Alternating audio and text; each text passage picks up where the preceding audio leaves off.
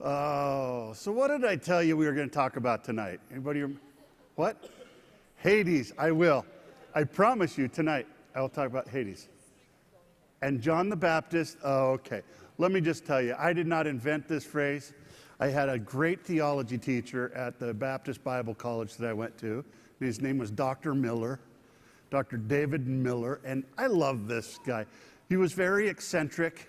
Can you imagine? And he never stopped moving the whole time he was teaching. He would walk laps around the class and teach from the back and teach whatever. There's a reason it kind of rubbed off. So I know this. We were always trying to figure out what he was doing, but we never fell asleep because we were always just fascinated by where is he going? One morning he came into theology class and said, I just have two things to tell you today. John the Baptist was not a Christian and he went to hell when he died. And so all of us young college kids, of course, because as soon as you enter college, you know everything. Especially if you grew up in church and went to Sunday school, you got your golden stars. Shouldn't have to relearn any. And we're like, okay. Why would he even say that? Well, John the Baptist was not a Christian. Why?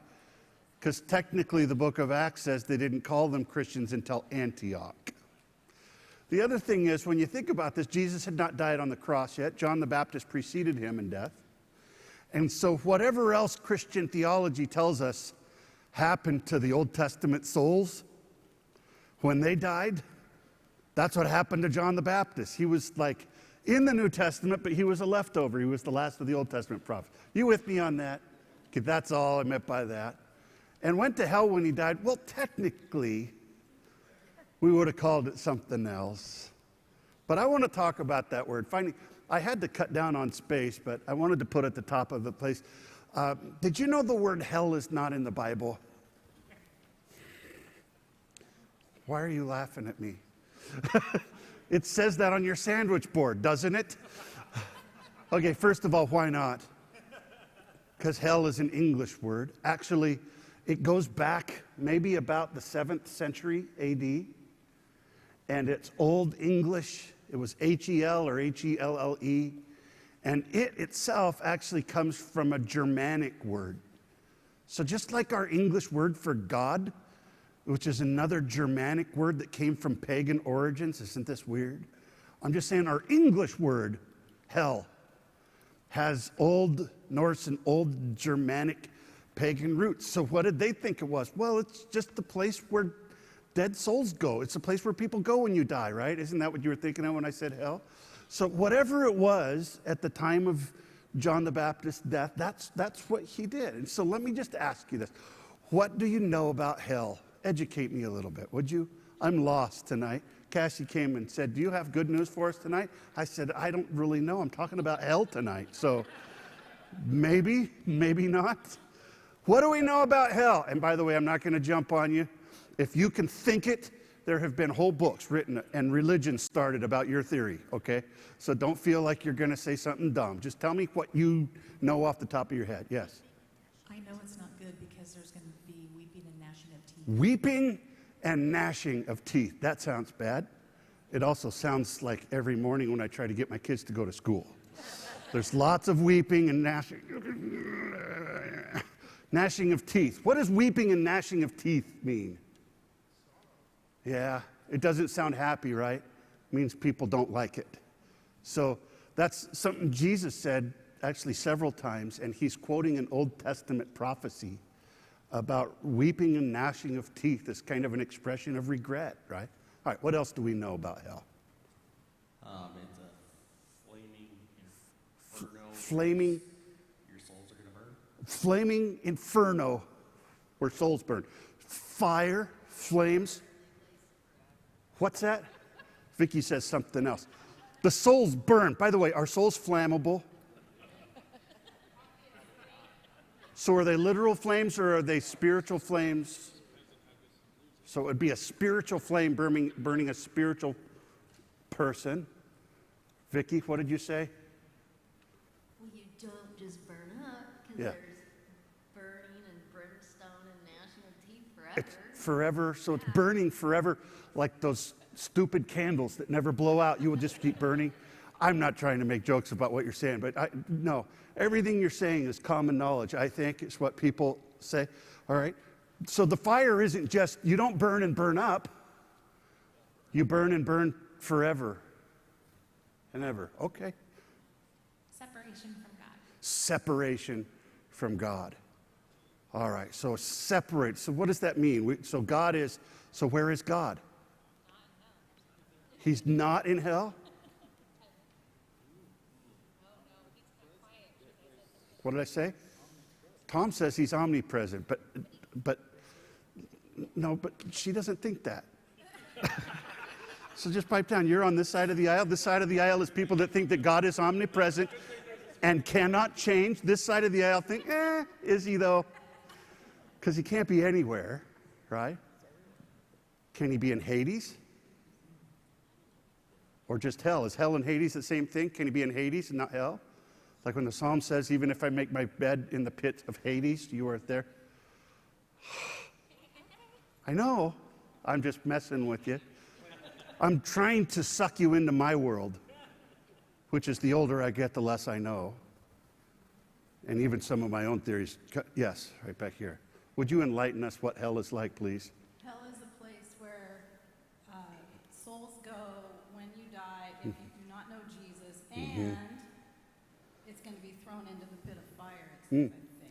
So hell itself is going to be thrown into the pit of fire. So the pit of fire is not hell? What's the pit of fire then? It's a place where hell goes. So hell's a different place. Here's the pit of fire. Okay? Hell and earth are going to go into the pit of fire. Where will we be? Not there. Man, you guys, I'm more confused than when I came. I was depressed when I came here. Now, yes? Yes. What did Ron say? Hell is up there, point. And heaven's up there, and hell is down there, unless you live in Australia. In which case, which nobody knew about in the time of the Bible, nor did they know the earth was round. So it's really not up and down, is it, Ron? It's out and in. It has to be out and in, right? Hell is in, heaven is out. It's that direction. Okay. I'm clear as bell. You guys are clearing it all up for me. Somebody else? Yes. I'll ask the questions here. I'm just teasing. I was thinking of Lazarus and the rich ruler. Oh, we'll get to Lazarus, because that explains everything. Sort of. Where did Lazarus and the rich ruler go? Abraham's bosom, Where's that? paradise, I suppose. And then, Was it up or down? don't know, it's just there. But he could talk to the guy that was in the other place. So it was close. It's the great gulf. Oh, you guys. You had a question.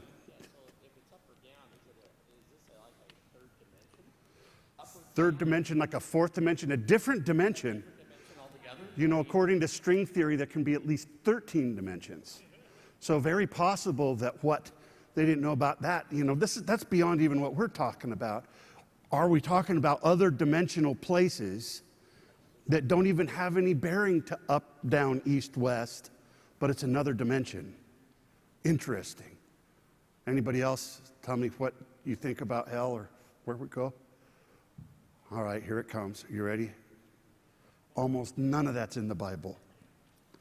Almost none of that. I'm not saying there isn't a little bit of it, or that you can't get there from one or two verses, but most of that is theories that we've come up since the Bible was written.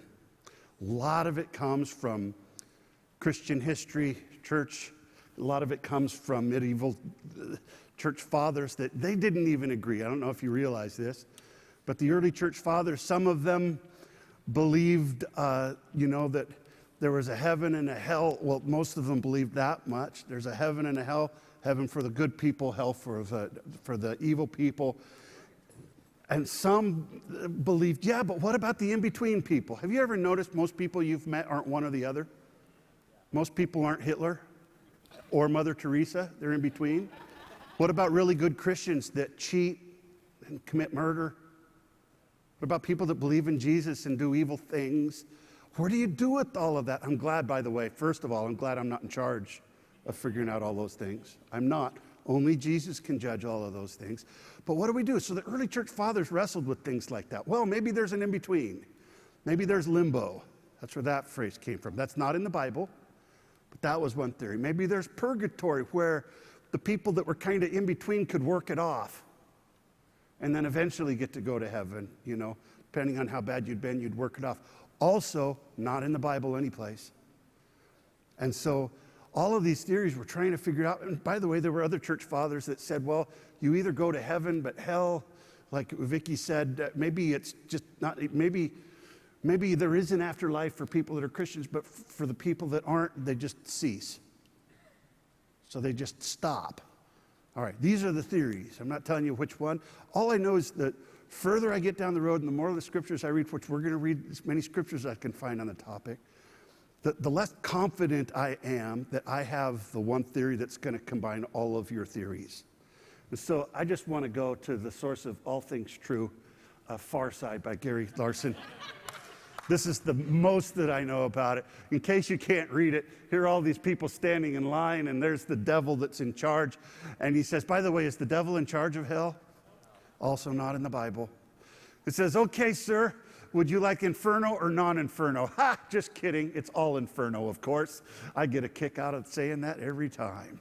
Here's the next one. There's a bunch of people playing banjo in the room, and the devil's pushing the guy in, and he says, your room is right here, maestro. What if that's how it was? It's just whatever would torment you. To me, it would be Barbra Streisand for all of eternity. Strap me to a chair. Just kill me now. I would rather the disappear one. Here's what aerobics look like in hell. 3 more, 2 more, 1 more. Okay, 5 million leg lifts. Left leg first. Ready, set. Oh, man. Who wants to do aerobics for the rest of eternity? This is one. Can you see it? I can't say it. But it says, darned if you don't, darned if you do. And then he says, come on, it's one or the other. Oh, that would be torture for me, wouldn't it, Molly? Just make up your mind. And this is my absolute favorite one from all of eternity. I always love this Far Side.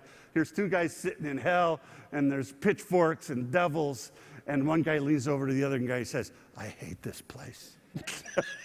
Weeping and gnashing of teeth. Whatever we don't know, we do know. We don't want to go there. Are you with me? Yeah. So let me just take a little bit of a survey. Molly said she enjoyed last week, so blame it on her if you don't like it.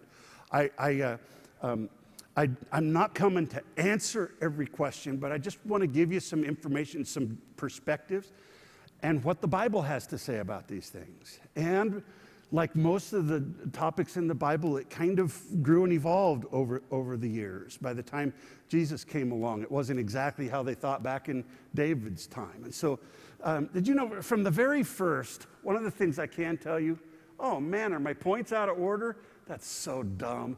Okay, anyway, you're going to get point 3.1 and then 2. PowerPoint.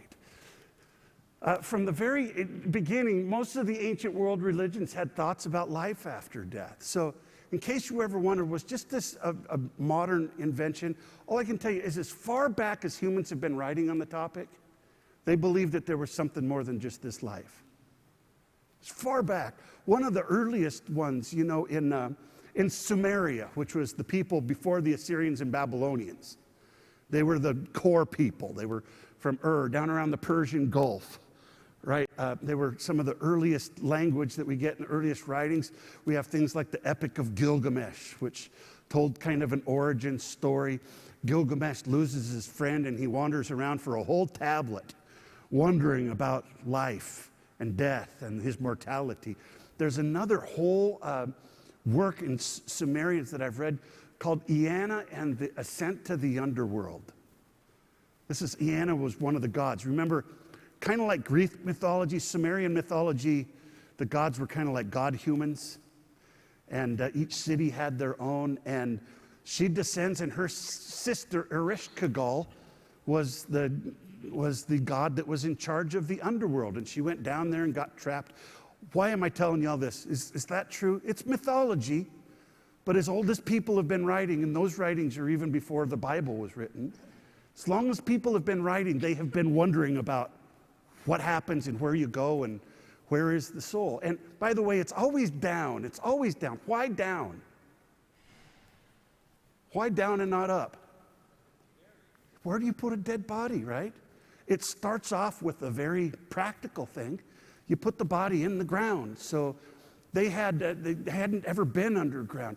Why would they think in terms of like fire and smoke and stuff? Because they had volcanoes. Every once in a while, one of those puppies would explode. Guess what comes out? Molten rock, fire. So they knew something underground was fiery. And so this is kind of the foundation of most of the world's religions. It was down someplace, right? The Egyptians, and by the way, this is such a pedestrian review of the ancient religions, but Egyptians had a whole complex system. That's what the pyramids are. Did you know that? Those aren't just structures. They were a way to ensure that the pharaoh and the king would be ushered into the afterlife. And there were things that you had to do. They had kind of a soul that lived on. The body would be buried. There was a persona that got buried, and then the soul would go on to some other place. And you had to feed all three. So they had to bury them with food, and the priests had to keep feeding them, otherwise they would die. It's just complex, right? I'm just saying these are very old cultures, very old religions. Mesopotamia and Egypt, all over the world, they've always been thinking like this. The Canaanites, who were the people that lived in Israel before Israel got there, they were the originals. Clear back, I think the city of Megiddo is dated to about 3,500 BC.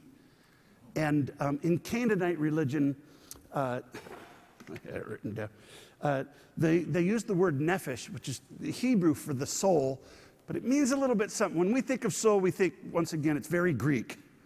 It's an invisible thing that can leave my body. For them, the word nephesh is almost like saying me. So the me, and they believe that the nephesh went to the land of Mot, which is the Hebrew word for death. But it's kind of more than just dying. It's kind of like a world. Anyway, that's all to say that. So then we come to the Old Testament, and we have this one major word that shows up as the place of the dead.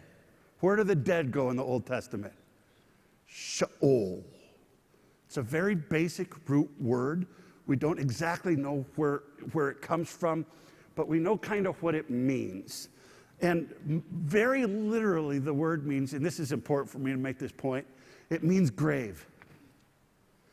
So if I was to give a name in Hebrew for the hole I just dug to bury Aunt Martha, that's called a Sheol. Are you with me?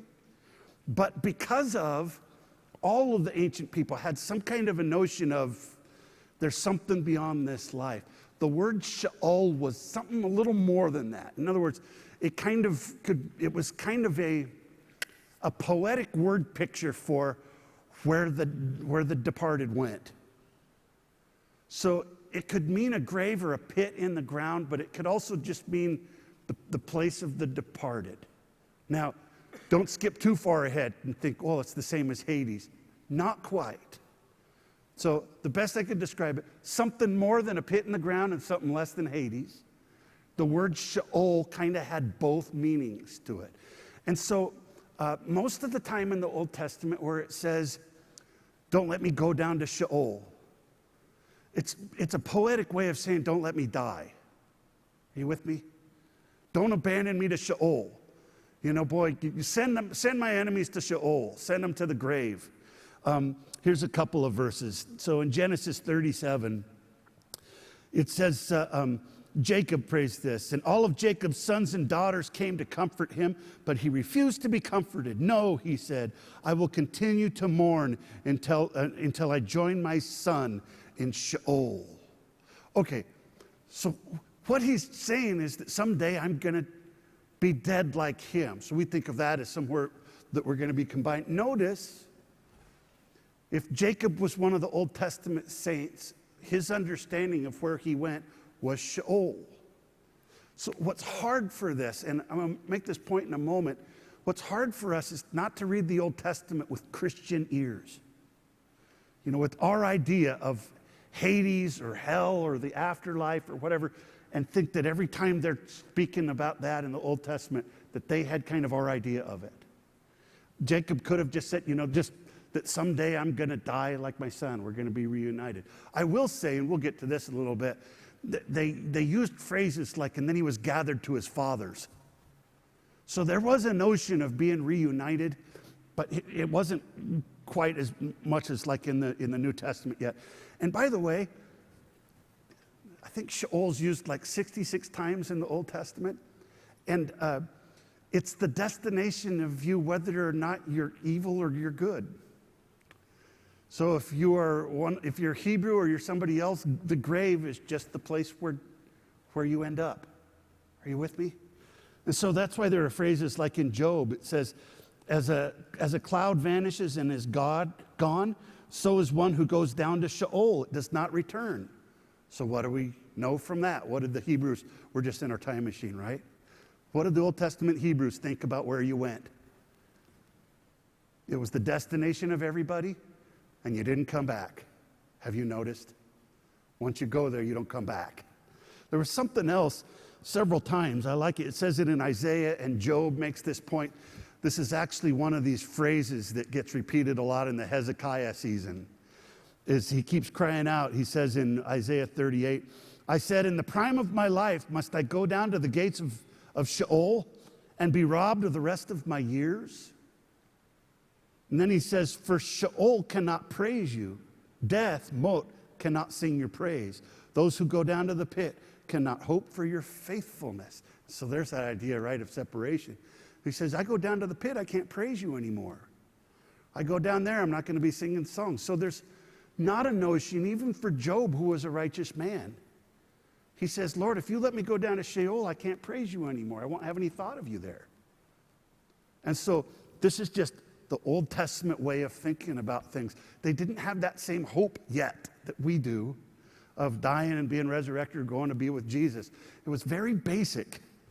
And then he says, but having said that, it was very basic, and it was a place that you went, and it was just another way of saying you died and you weren't going to come back.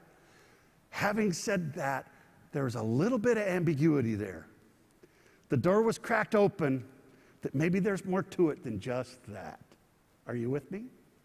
All right. So there is a psalm that I'm going to read you twice. Picture, if that was your understanding of those words, Psalm 16. And this is a great messianic prophecy. Peter preaches this in Acts chapter 2. But let's read it with New Old Testament ears for just a second. Because you will not abandon me to Sheol. By the way, my new NIV says you will not abandon me to the realm of the dead. And I have a problem with that translation. Why? Because if that word kind of meant, sometimes it could mean grave, but it also means kind of something more to the grave. They just decided for us, you can't make up your mind. We're just going to tell you which one it is. They New Testament, they over-translated it. Are you with me? So it just says, you will not abandon me to the grave. That could mean either one, by the way, right? You will not abandon me to your grave. He's talking about the king. You will not let your faithful one see decay. That is a parallel passage. See decay and abandon me to the grave. This could just mean you won't let me die. Are you with me? So the opposite, saving me from that just means you don't let me die. Then he goes on and he says, you make known to me the path of life. You will fill me with joy in your presence, with eternal pleasures at your right hand. Remember last week we talked about eternity? When we think of eternity, we think of going on forever. The Old Testament word olam, the Old Testament word just means it's going to be continued. So you could say continual pleasures in this life. It was more like that. So what happened to it? How did that come to be a prophecy where Peter says this was prophesying about Jesus being resurrected? What happened is Alexander the Great took over the world. Somewhere about 400 BC, the whole world became Hellenized. That's a word that we use that has to do with becoming Greek. So it goes back to one of Greek's gods. But to be Hellenized has nothing to do with the word hell, by the way, sorry. But to be Hellenized meant that you were Greek. You started dressing Greek, you spoke Greek, you thought Greek, you were familiar with Greek philosophy. And so somewhere around 400 BC, Greek philosophers like Aristotle, Socrates, Plato, they were writing things and stories and allegories and developing the whole mythology of the Greek gods and how the gods of Olympus took over and all of those things. And unlike the Hebrew religion, the Greek religion had a whole lot to say about what happened to you after you died. It had a very well-developed theory of the afterlife. You want to hear what it is? And I'll tell you, this is why it's important to understand these words. And so, once again, I'm not a Greek mythology expert, but so the word hell first and foremost was the name of a god. It was the name of the god who was in charge of the underworld. So it wasn't just a place, but it was also used as the name of the place that he oversaw. And so Hades was the name of the god who was in charge of the underworld, but it was also the name of the place that he oversaw. All right? So that's what they understood. And in Greek philosophy, when you died, your soul separated from your body. And so they went to two different places. So what happened to your soul? Well, the god Hermes, you know Hermes, the one with the wings, Hermes would come and transport you to the banks of the river Styx. That's, by the way, if you're from the 80s, that is where the band got its name. It's the river that you cross over into the other world, right? And then the ferryman would come and pick you up, but you needed a piece of gold to get across the river. And so oftentimes in the Greek culture, they would bury you with a piece of gold under your tongue so that when you got there, you could pay off the ferryman and get to the other side. By the way, are you following me on? Is this really what happens? Anybody? You think probably not, but not quite, maybe so? Probably not. So it's important to know, listen, it's important to know at least just a little bit about Greek mythology, to know what these words were, so that you know what happened to the Hebrew religion when it started speaking Greek. Okay? Because all those words got adopted. So then souls would be sent, it was two places. They would sit and be judged by three kings that had been appointed by the gods, and they would judge you whether you were good or evil. How were you good? Well, you lived a pure life. You know, you worshiped the gods, you honored their names. And if you did that, you went to a place called Elysium. And Elysium was like a beautiful field, mountains and green grass. It was sunny all the time. Isn't that how you would design it? Just a beautiful place, right? And if you were evil or you blasphemed the gods, by the way, they had many of them. You blasphemed the gods, or you were just consciously evil all the time, then you would go to a place called, you would go to a place called Tartarus. What is Tartarus like? Tartarus was not the same as Hades. It was the deepest pit of Hades. So Hades is the whole afterlife. It's the whole of it. Tartarus was the big pit. And it was a place of fire and torment. And one of the first that got sent there, this is in their mythology, is back when the gods of Olympus fought and took over the original giants that were in charge of the world, called the Titans. The Titans were killed and they were sent to Tartarus. So Tartarus, according to their mythology, was first and foremost the dungeon where the Titans were held. Secondly, it was the places where wicked people got sent to be tormented by fire forever.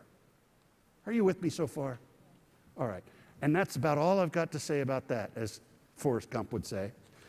Beyond that, Wikipedia it, or find a better book that'll teach you everything you ever wanted to know or didn't want to know about Greek mythology. It's interesting, at least, because we get to find out kind of what was behind some of the words that we use. And so is any of that in the Bible? A little bit. Some of it creeps in because in about 300 BC, the Hebrew Bible, all of the Old Testament that we call it, I prefer to call it the Hebrew Bible. Old Testament is has a little bit of anti-Semitism in it, believe it or not, because the Jews are old and we're the new ones, right? It's the wrong testament versus the right testament. And all of it's the Word of God to me, right? I call it the Hebrew Bible. All of the Hebrew Bible got translated into Greek. Remember last week I talked about words getting translated and they kind of took some of the Greek meaning and added it? Something amazing happened to the language when you do that. Because a little of their chocolate gets in our peanut butter and a little of our peanut butter gets in their chocolate. Two things happen. Is the Greek words pick up what the Hebrew scriptures meant by it. And the Hebrew scriptures then kind of take on more of a Greek understanding.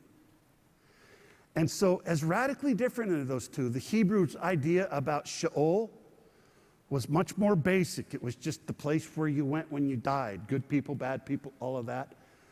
But when they translated the word in the Old Testament, all those 66 places in the Old Testament, when they translated the word Sheol into Greek, the only word they had was Hades, which had a lot of other meaning to it for Greek speakers. So especially if you grew up Greek in the first place, and that was your first frame of reference, and then learned the scriptures, like Luke, who was raised Greek, but he had a Jewish mother. And so something happened in the transition. Also, in between the Testaments, there's a bunch of fascinating books that got written. Some that made it into the New Testament, some that made it in the Bible, some that didn't. Probably the most famous is a big giant book called the Book of First Enoch. Have you ever heard of it? It's a strange book. It was written by Hellenistic Jews. So these are Jews that had a head full of Greek mythology as well as a strong tradition of Hebrew scriptures. And they wrote a bunch of what we call apocalyptic visions and dreams. It didn't make it in the Bible, I think for good reason. It had a lot of theories about where evil came from and fallen angels. It had a lot in there about the judgment of the end times and what's going to happen to the good and the evil people. A lot of that stuff that we just assume is in the Bible, it actually was in the book of Enoch. So the Jewish rabbis and the leaders at the time, they didn't think it should be in the Bible for a couple of reasons. One is the opening verse says that this is written by Enoch, who was the seventh son of Adam, and they knew it wasn't that old. It was written somewhere about 300 to 100 BC. The other thing is it made fallen angels the origin of sin in the world.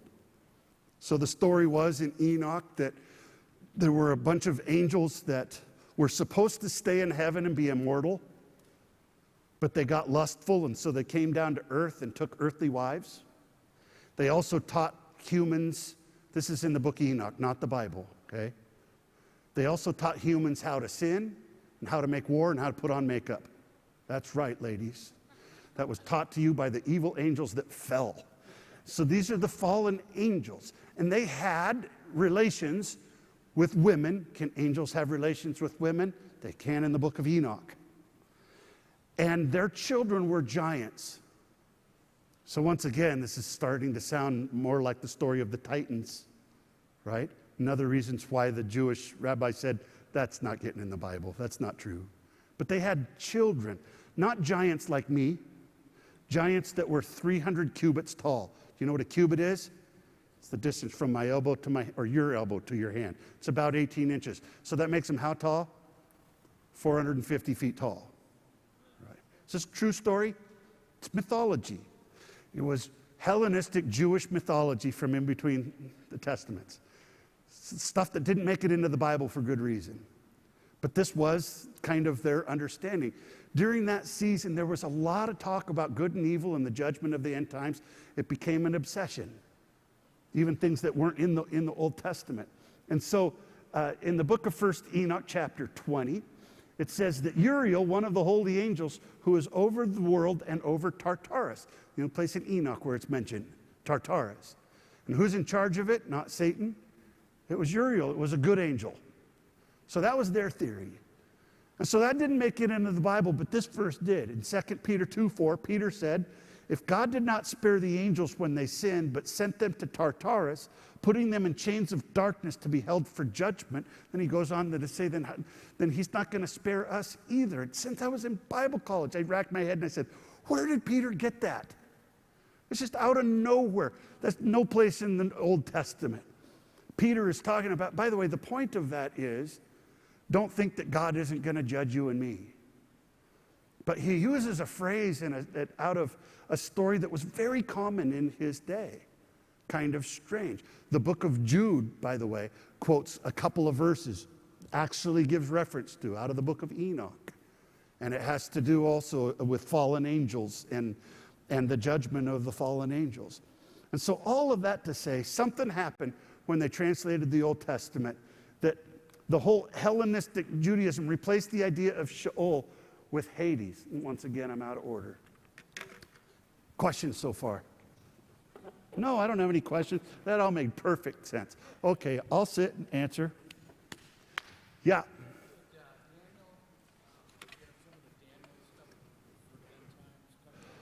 Yes. Daniel, I would put Daniel in the same category as, listen, Daniel and Enoch have a lot in common. The last half of Daniel shares a lot in common and is from around the same era. My Old Testament professor and I debate which one came first. Did John use some of that and some of what? Some of Enoch? Almost the entire 21st chapter of Revelation is correlated from Enoch. About the great white throne and the judgments of the end, all of that. John used a lot of stuff. Jesus quoted from Enoch. Peter quoted from Enoch. Paul quoted from Enoch. There are a lot of passages that I would say, where did that come from? Jesus said to the Pharisees one day, don't you know? You don't know the scriptures or the power of God. He said, don't you know that when we get to heaven, we'll be like the angels, neither marrying nor giving in marriage? Where does that come from? It's all in the book of Enoch. And so even though Enoch didn't get into the Bible, there was the writers of the New Testament freely borrowed from those words. And by the way, that doesn't always mean what they're saying is Enoch was right. Just like when I show you a video clip about Yoda talking to Luke, I'm not saying Star Wars is true. I'm just saying, you know the story of Star Wars, right? Well, here's what it has to do with our relationship with God, that kind of thing. What it means for us is it's important to ask the question, whose microphone, girl? Oh, right in the back there. Way in the back. Way. Oh, way in the back. So, well, it won't make it onto the live stream if you just talk about. That's why the microphone is. But, okay, in case you're confused where I'm going with all this, it's kind of like the Mythbusters program. It's important for us to understand how much of it came from the Bible and how much of it we just assume is there, right? So I always want to go back and say, what did the Bible actually say? Go ahead. Okay, it speaks of those fallen angels in Genesis 6:4. Yes. The Nephilim were on the earth in those days. Right. So afterward, when the sons of God, well, who would that be that went with the daughters of human beings? Right. The sons of God. Very good. In the very beginning, Ver- it's just Adam, Eve, and the two sons. Right. And so, very good verse, brother. Very good. I'm glad you know that. So, the thing about that passage, it makes you ask in Genesis chapter 6. First of all, there's a lot that we'll assume about it. When you read it in Hebrew, it's very basic. It's very difficult to tell exactly what that verse means.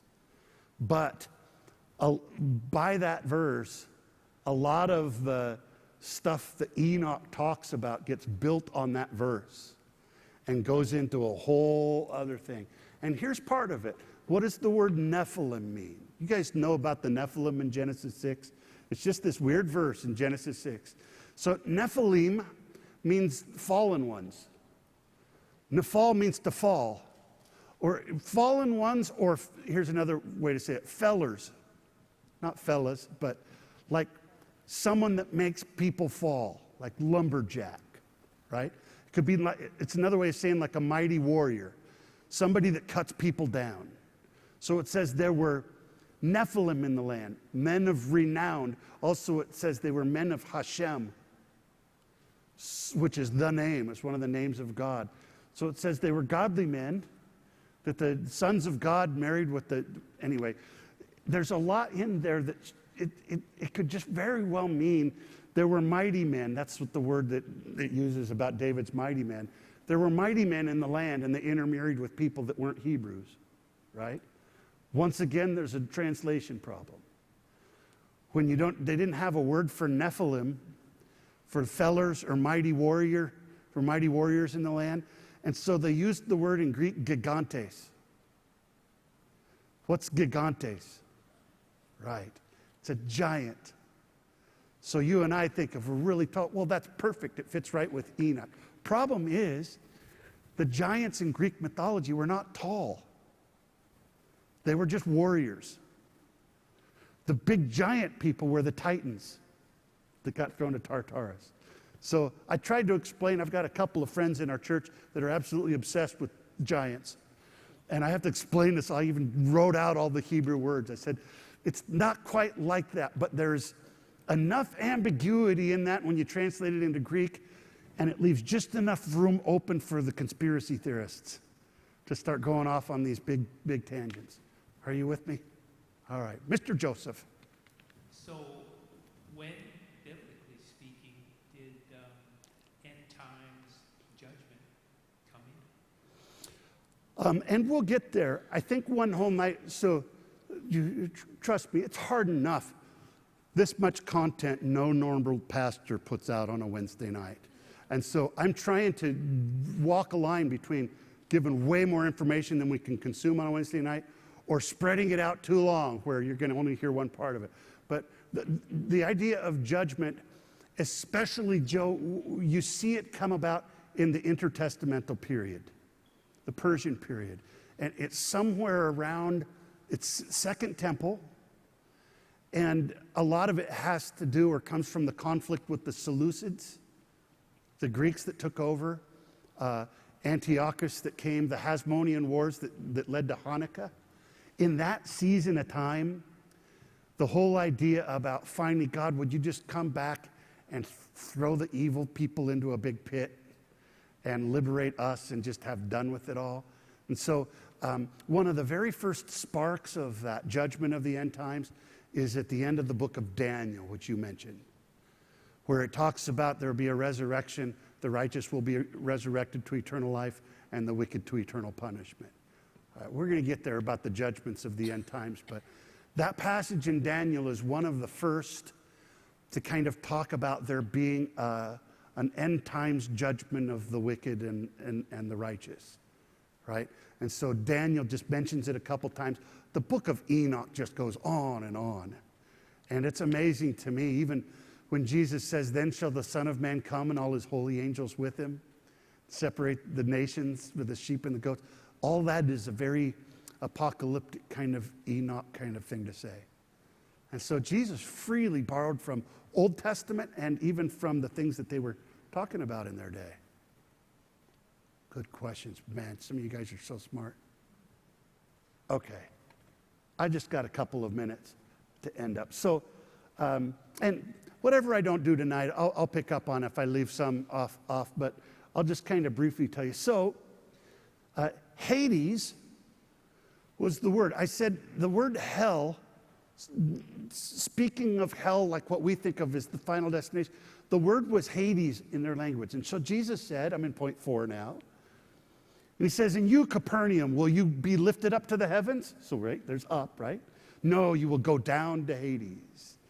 And so is he talking about the city of Capernaum being going up? But he's using these kind of word pictures because they knew what it meant. He was saying Capernaum is going to be judged. Capernaum was one of the many cities that got wiped out when the Romans took over. He says that also, I tell you, Peter, that on this rock I will build my church, and the gates of Hades will not overcome it. It really puzzles me. Remember, Psalm says, don't let me go down to the gates of Hades. The gates of Hades will not overcome it. What does that mean? It's not even like I will overcome the gates of Hades, but the gates of Hades will not overcome the church. Will not be taken over. So the question is, like Ron, I'm always puzzling about these things. How much of this is Jesus giving us like a literal concrete fact, and how much of this is he using a word picture to tell us something? Are you with me? And that's not a statement, that's a question. I'm always wrestling with that. When I read the Old Testament passage, I'm always wrestling with, is this a word picture or is this a literal description? And for most of these passages, even in the New Testament, even passages that I used to think, oh, I know exactly what that means, I hold it a little lighter because it's not quite as concrete. And so it was symbolic of the judgment that you were talking about.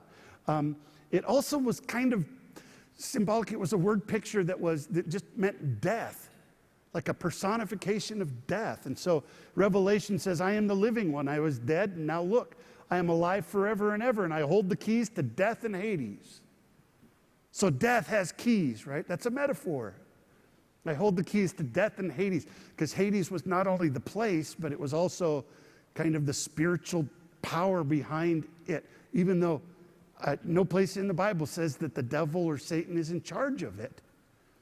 But he's talking about even death and Hades being overcome, right? That will not be abandoned there. Revelation 6, it says, looked, and before me was a pale horse, and its rider's name was Death, and Hades followed close behind him. So now there's a word picture in Revelation that almost pictures death can ride a horse. Death is riding a horse, and Hades is right behind him. Is Hades running, or does Hades have his own horse? See what I'm saying? There's these pictures that, without trying to figure out the technical part of it, you get what he's saying, right? Something bad's happening. You know, death and Hades and they're soon going to be defeated. So part of the problem is when people take these word pictures and these prophetic, poetic imagery, and they try to make everything absolute and literal, and that it's all true at the same time, even though it kind of is talking about different things, and mush them all together in one master plan. And what you end up with is this. You ever seen charts like this? I can't even read it all. And they get more complicated than this. And so here is the people, and so here is the Church of Christ, and there's verses for this. And here's the lost sinners. So how many of you are lost sinners, or are you saints? And here is where the non-Christians go, according to 2 Thessalonians 1, is they go here to a place called Tartarus, and there's flames, torment, anguish, and flames. Also unfaithful Christians, so not just unbelievers, but believers that fall away. They also go there. And then up here, if you're faithful till death and you don't fail before that, you go to a place up here that's called Abraham's bosom, otherwise known as paradise, otherwise known as, this whole thing is called Hades or Sheol, even though those are different concepts. Are you with me? This is what happens when you take all of these verses from all over the Bible and make them all be on the same chart. Instead of thinking that this is a lot of different words about a lot of different things, and oh, there's the great gulf between, and then someday here's the second coming, and there's all the verses that back up that, and the judgment again. So not only were we judged here, but then we're going to be judged again. For some reason, we're going to be resurrected, and then we're either going to go to this place called hell, otherwise known as Gehenna, or we're going to go up here to heaven. And so there's two judgments and all of that. I wrote a paper once. I got all the books out of the library, and it said, how many judgments are there? One book said 3, one said 5, one said 13. And what it is every time they use a different word for something in the Bible, they said, oh, that's talking about a completely different thing. And so if it says Sheol over here, then that must be something different, or bosom of Abraham. And you start making these charts, and all I can tell you, friend, the older I get, and not the less, but the more I've studied all of these things, the simpler my chart gets. My chart, I basically break it down to a few things. One is I know that if I want to spend the rest of eternity with the Lord, I need to have a relationship with Jesus. And what about heaven and hell? Should there be a judgment of evil people? Is there a sense in you that Hitler should go to the same place that everybody else does? Or isn't there an idea of you with Hitler in some fiery place with a pitchfork in it? Doesn't that sound more about right? So there's a sense of my justice, and I think God is a just God, where I don't know how much of that is literal. I don't know, will there be literal worms, or literal fire, or literal pitchfork, whatever else all those words. I don't know any of those things because I've never been there. I just know, basically, I know God is a just God, and I trust Him that things that haven't been just in this life, that He's going to have a way of working it out. And unlike me, He's the only one that can work it out with perfect justice. Don't you think? And so whatever else I don't know, I just leave that all in his hands. But I'm not worried about going there because he's assured me that if my life is written in the Lamb's Book of Life, I'm going to live with him for all of eternity. About the rest of it, you might be smarter than me to have the theory down to write a chart like that. I just don't know. And I'm convinced that a lot of those verses, there's no one verse or one book that puts all of that together. That's what you get when you refuse to say, maybe the guy that wrote Deuteronomy had a different theory than the guy that wrote Thessalonians, right? Maybe they were just prophesied according to what they know, and I can learn from them, but it doesn't necessarily mean it all belongs on the same chart. The way they talked about it in Psalms is not the same way that Paul talked about it. Paul had a whole different frame of reference and a whole different set of words that he used. And just because he used different words doesn't mean he disagreed. He just talked about it different. Did that make sense to anybody? All I could say is, I'm not telling you all this so that you're more confused than when you start. Just hold the theories really light. Hold them light. Learn from each verse one at a time. What is this psalm telling me? What is Jesus saying in this? What is he trying to explain to us? The last one, we don't have time to get into it tonight. Next week I'll follow up with two main words Jesus used. One is Hades. The main word that Jesus used about the judgment place was Gehenna, which I've actually been there. He says, better for your right hand to be cast off than for your whole body to be thrown into Gehenna. I've been there. Come to me to Israel a year from now, and I will take you to that place. You can see it. Now you think I'm crazy. You can see it. Gehenna was the name of a valley that runs along the side of Jerusalem. And it's the place in the Old Testament where they used to sacrifice children to the evil god Moloch. It's also the place that they burnt the garbage. Remember, they didn't have a garbage system. So there was always a burn pile going there that never went out. It was way down in the valley, and you could see the smoke coming up. It's also the place where they burnt the dead bodies after a war. And so for your body to be cast into Gehenna also had a lot to do with, eventual destruction of the city, and that's where all the bodies got burnt. Josephus says there wasn't enough ground left for all of the crosses. So all that gets wrapped up. But Jesus used it. He was the only one that used that word, by the way, Gehenna. And once his brother James used it too. But what does that mean, for your whole body to be cast into Gehenna? He just says it'd be better for you to, rather than for your whole life to be wasted and for you to be judged with the wicked, it'd be better for you to just get rid of anything that causes you to sin. Are you with me? So regardless of what that means, it's still question. And then the rich man and Lazarus. Oh, read that story as your homework, would you? It's in Luke 16. Read the parable of the rich man and Lazarus and come back next week and tell me how much of that is literally what's going to happen someday and how much of it is a word picture, because it puzzles me. It says some things in there that no place else in the Bible says, and it's an interesting story, don't you think? All right. Who's with me? Was that good news? Probably just kind of interesting. Hey, listen, don't ask me questions you don't want to know the answers to. You asked me, what about the afterlife? What I just did is I just gave you the info. And so do with that. We're going to talk about several things. What does the Bible talk about the judgments? Oh, we didn't even get to heaven today. That's a good one. What is heaven and what does it look like? And what does it mean for you and me? And we're going to talk about a lot of things like that. So anyway, Lord bless you.